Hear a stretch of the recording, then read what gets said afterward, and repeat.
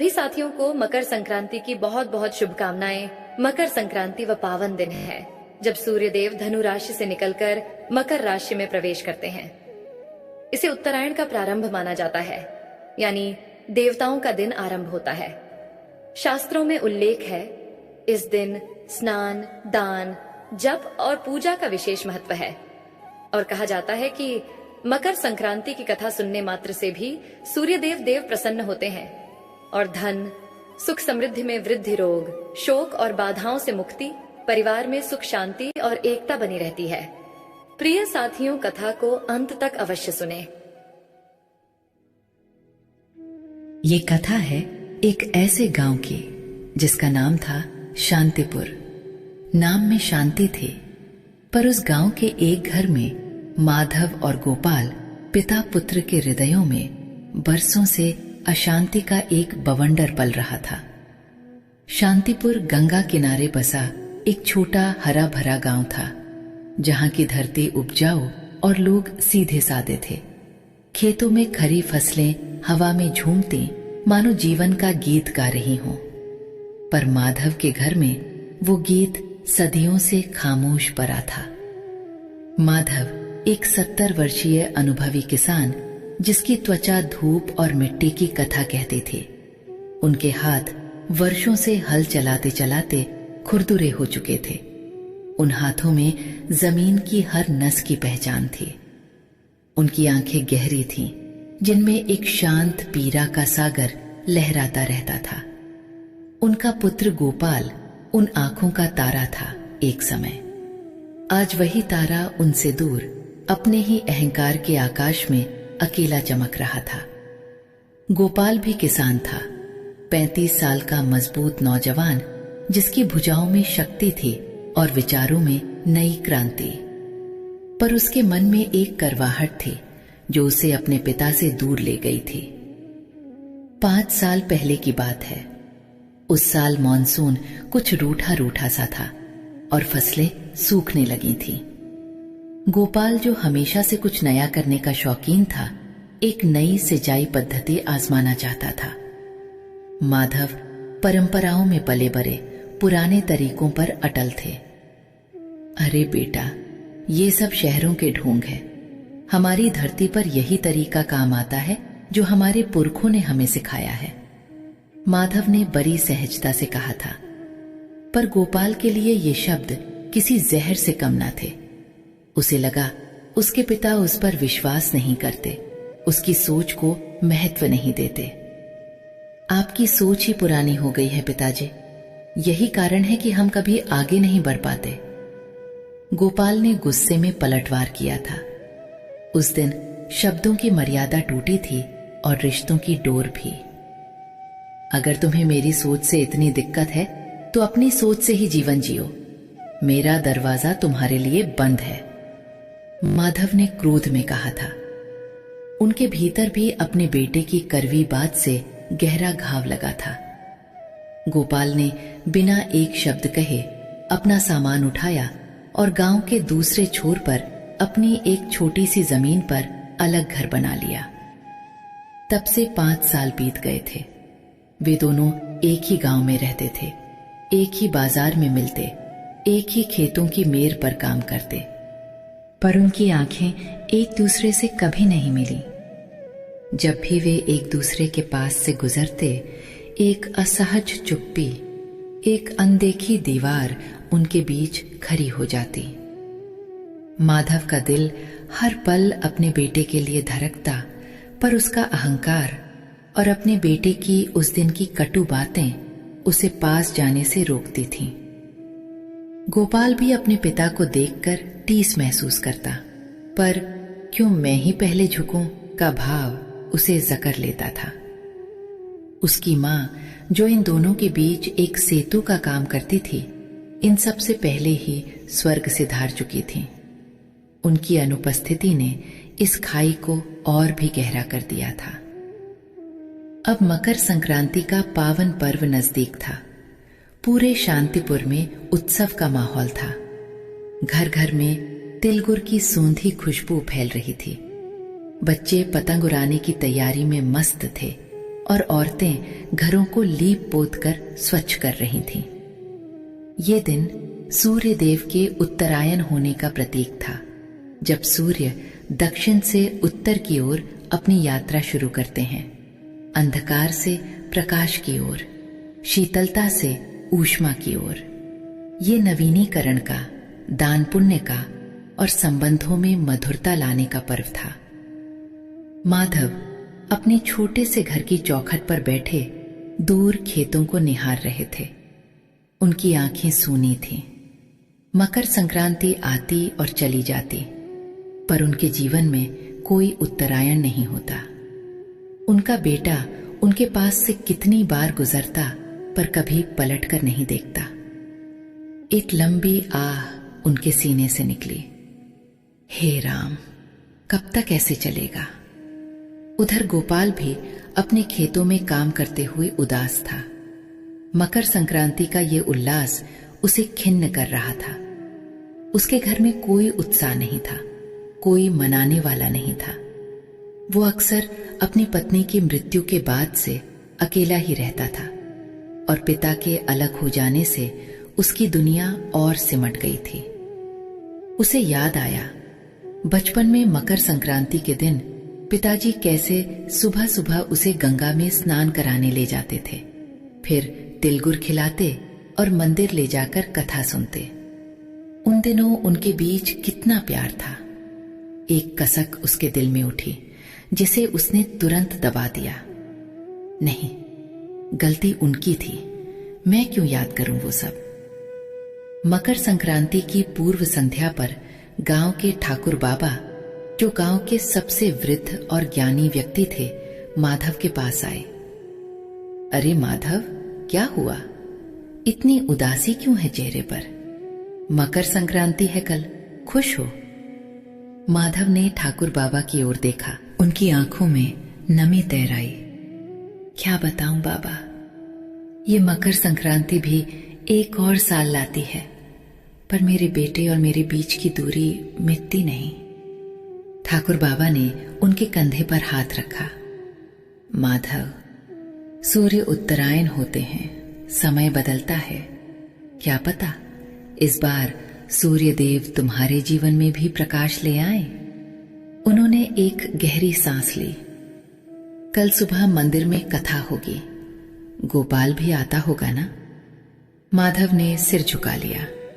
पता नहीं बाबा, वो तो मेरा चेहरा भी नहीं देखना चाहता। अगली सुबह मकर संक्रांति का दिन था। कड़ाके की ठंड थी, पर सूर्य देव की पहली किरणें धरती पर पड़ते ही एक नई स्फूर्ति भर गईं। गांव के लोग टोलियों में गंगा स्नान के लिए निकल पड़े। माधव भी अपने बूढ़े शरीर को समेटते हुए गंगा की ओर चल पड़े। उनके मन में एक अजीब सी बेचैनी थी। आज मंदिर में पंडित जी विशेष सूर्य देव की कथा सुनाने वाले थे। गंगा के निर्मल जल में स्नान कर माधव ने अपने शरीर को शुद्ध किया। उन्होंने सूर्य देव को जल अर्पित किया। ओम सूर्याय नमः का जाप करते हुए उनकी आंखें बंद थीं और उनके होठों पर बस एक ही प्रार्थना थी, हे सूर्य देव, मेरे और मेरे गोपाल के बीच की बर्फ पिघला दो। उधर गोपाल भी अपनी आदत के मुताबिक सुबह उठकर अपने खेतों की ओर चला, पर आज उसके कदम मंदिर की ओर मुड़ गए। उसे नहीं पता था क्यों। शायद उसे बचपन की वो यादें खींच रही थीं। उसने भी गंगा में डुबकी लगाई, पर बिना किसी से बात किए। उसकी नजरें हर जगह अपने पिता को ढूंढ रही थीं, पर उसे देख नहीं पा रहा था। उसे लगा शायद पिताजी अभी तक नहीं आए। वो भीगी धोती में ही मंदिर की ओर चल पड़ा। मंदिर में भीड़ जुटने लगी थी। पंडित जी, जिन्हें लोग ज्ञानी बाबा कहते थे, अपनी जगह पर विराजमान हो चुके थे। उन्होंने गंगा जल छिड़क कर वातावरण को और पवित्र किया और अपनी गंभीर मधुर वाणी में कथा आरंभ की। माधव मंदिर के एक कोने में बैठे थे। उनकी आंखें छत की ओर लगी थीं, जैसे ईश्वर से कोई उत्तर ढूंढ रही हों। गोपाल भी आया और भीड़ में सबसे पीछे एक खंभे के सहारे बैठ गया। उसकी नजरें मंदिर में हर चेहरे को टटोल रही थीं, पर उसने जानबूझकर माधव की ओर नहीं देखा। उसकी आंखों में अभी भी एक अरियल भाव था। पंडित जी ने अपनी कथा शुरू की। आज मकर संक्रांति का पावन पर्व है। आज के दिन सूर्यदेव दक्षिणायन से उत्तरायण होते हैं। ये केवल दिशा का परिवर्तन नहीं है, ये एक गहन आध्यात्मिक संदेश है मेरे प्यारे भक्तों। गोपाल ने अनमने भाव से सुना। उसे लगा ये सब पुरानी बातें हैं, उसका इनसे क्या लेना देना। पंडित जी आगे बोले, सूर्यदेव क्या करते हैं? वो बिना किसी भेदभाव के सबको प्रकाश देते हैं। वो अंधकार का नाश करते हैं, जीवन को ऊर्जा देते हैं, वनस्पतियों को पोषण देते हैं। वो किसी से नहीं पूछते कि तुम अमीर हो या गरीब, ब्राह्मण हो या शूद्र, मेरे दोस्त हो या मेरे दुश्मन। उनका प्रकाश तो सब पर समान रूप से पड़ता है। गोपाल के कान में ये शब्द पड़े, बिना किसी भेदभाव के। उसे अपने पिता की याद आई। क्या उसके पिता ने भी उसके साथ कोई भेदभाव किया था? नहीं, शायद नहीं, बस अपनी पुरानी सोच पर अड़े थे। जब सूर्य उत्तरायण होते हैं तब वे शीतलता को पीछे छोड़ ऊष्मा की ओर बढ़ते हैं। ये हमें सिखाता है कि जीवन में कभी कभी हमें भी अपने शीतल यानी ठंडे परे रिश्तों को गर्माहट देनी चाहिए। हमें अपने मन की दक्षिणायन सोच को, जहां हम केवल अपने सुख दुख देखते हैं, उसे छोड़कर उत्तरायण होना चाहिए, जहां हम दूसरों की खुशी, दूसरों के दर्द को भी समझते हैं। पंडित जी की वाणी में गहरा भाव था। माधव की आंखों में आंसू आ गए। वो मन ही मन प्रार्थना करने लगे, क्या मेरा गोपाल भी ये सब सुन रहा होगा, समझ रहा होगा? गोपाल के मन में एक बेचैनी होने लगी। पंडित जी के शब्द तीर की तरह उसके हृदय में चुभ रहे थे। उसे याद आया, बचपन में उसके पिता उसे कंधे पर बैठाकर पूरे गांव में घुमाते थे। एक बार वो बीमार पड़ा था तो माधव ने रात रात भर जागकर उसकी सेवा की थी। उन दिनों तो कोई भेदभाव नहीं था। पंडित जी ने अपनी कथा को आगे बढ़ाया। ये उत्तरायण हमें त्याग सिखाता है। सूर्यदेव अपना सर्वस्व लुटाते हैं बिना किसी उम्मीद के। रिश्तों में भी हमें यही त्याग अपनाना चाहिए। अहंकार, क्रोध, ईर्ष्या, ये सब हमारे मन के अंधकार हैं।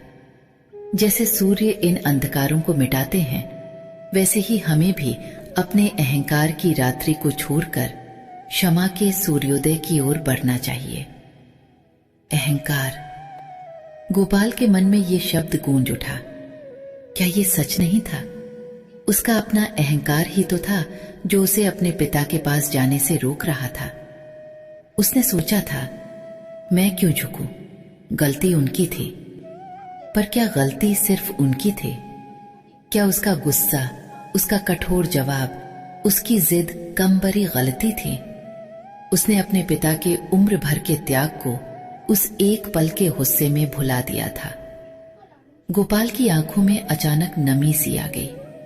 उसे याद आया, उसकी मां के देहांत के बाद जब वो पूरी तरह टूट गया था, तब माधव ने ही उसे संभाला था। उन्होंने ही उसे समझाया था कि जीवन में आगे बढ़ना होता है, चाहे कितने भी कष्ट क्यों ना आए। वे तब भी तो उसके पिता थे, उसके गुरु थे। पंडित जी ने कहा, मकर संक्रांति पर तिलगुड़ का दान क्यों किया जाता है? तिल में तेल होता है जो प्रेम का प्रतीक है। गुड़ मीठास का प्रतीक है। हमें अपने रिश्तों में प्रेम और मीठास घोलनी चाहिए। करवाहट को त्याग देना चाहिए। जैसे सूर्य बिना भेदभाव के सबको प्रकाश देता है, वैसे ही रिश्तों में भी बिना शर्त प्रेम बांटना चाहिए। गोपाल की आंखों से अब आंसू छलकने लगे थे। वो जोर से रोना चाहता था, पर उसने खुद को संभाला। उसे समझ आ रहा था कि उसने कितना समय व्यर्थ कर दिया, कितनी खुशियां गंवा दी अपने अहंकार की वजह से। उसका पिता, जो बुढ़ापे में उसके सहारे का हकदार था, वो अकेला जी रहा था। माधव की कमर झुकी हुई थी, बालों में चांदी उतर चुकी थी, चेहरे पर गहरी झुर्रियां थीं। ये सब उसने कब देखा था ठीक से? वो तो हमेशा अपनी आंखों पर अहंकार की पट्टी बांधे रहा था। नहीं, अब और नहीं। गोपाल के मन में एक दृढ़ निश्चय उभरा। उसकी सांसें तेज हो गईं। उसे अब अपने पिता को देखना था। उसने भीड़ में अपनी नजरों को दौड़ाया। उसकी आंखें माधव पर पड़ीं। माधव, जो कथा सुनते सुनते अपने आंचल से आंसू पोंछ रहे थे। उनके चेहरे पर वही पुरानी पीड़ा झलक रही थी। वो इतने कमजोर दिख रहे थे। गोपाल का दिल चीत्कार कर उठा। ये मैंने क्या किया? मैंने अपने पिता को कितना दर्द दिया। पंडित जी ने कथा का समापन किया। तो मेरे प्यारे भक्तों, आज सूर्य देव के उत्तरायण होने के इस पवित्र अवसर पर आइए हम सब भी अपने मन को उत्तरायण करें, अपने अहंकार को त्यागें, क्षमा करें और क्षमा मांगें, रिश्तों को फिर से जोड़ें, क्योंकि असली मकर संक्रांति तभी है जब हमारे हृदय में भी प्रेम का सूर्योदय हो। कथा समाप्त होते ही मंदिर में हल्की हलचल हुई। लोग अपने अपने घरों की ओर चलने लगे, पर गोपाल अपनी जगह पर बैठा रहा। उसकी आंखों से आंसू थम नहीं रहे थे। उसका शरीर कांप रहा था। एक अदृश्य शक्ति उसे अपने पिता की ओर खींच रही थी। माधव धीरे धीरे उठे। उनकी पीठ झुकी हुई थी, कदम लड़खड़ा रहे थे। जैसे ही वो मुड़े, उनकी नजर गोपाल पर पड़ी। एक पल के लिए उनकी आंखें मिली। माधव की आंखों में सदियों की प्रतीक्षा थी और अब एक हल्की सी उम्मीद की चमक भी थी। पर वे कुछ बोल नहीं पाए, बस देखते रहे। गोपाल ने एक लंबी सांस ली, अपने आंसुओं को पोंछा और अपने स्थान से उठा। उसके अंदर का अहंकार पिघल चुका था, जैसे बर्फ सूरज की रोशनी में पिघल जाती है। उसकी आंखें लाल थीं, पर उनमें अब कोई करवाहट नहीं थी, केवल पश्चाताप और प्रेम था। गोपाल धीरे धीरे अपने पिता की ओर बढ़ा। उसके कदम भारी थे, पर उसका दिल हल्का होता जा रहा था। मंदिर में कुछ लोग अभी भी मौजूद थे, जिन्होंने गोपाल को अपने पिता की ओर बढ़ते देखा। गांव के कुछ बड़े बुजुर्गों की आंखें भी नम हो गईं। वे जानते थे इन पिता पुत्र के बीच क्या हुआ था। जैसे ही गोपाल माधव के पास पहुंचा, उसने बिना कुछ सोचे समझे, बिना एक भी शब्द बोले उनके पैरों पर गिर पड़ा।